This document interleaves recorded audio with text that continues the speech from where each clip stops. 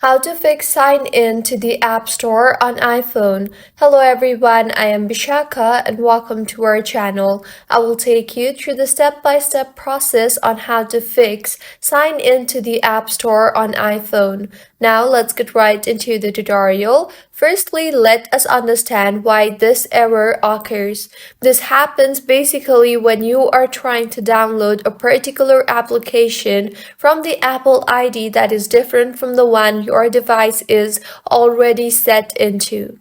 So go ahead and open App Store and tap on your profile icon and make sure you are connected or signed in to the Apple ID that you generally use to download apps from.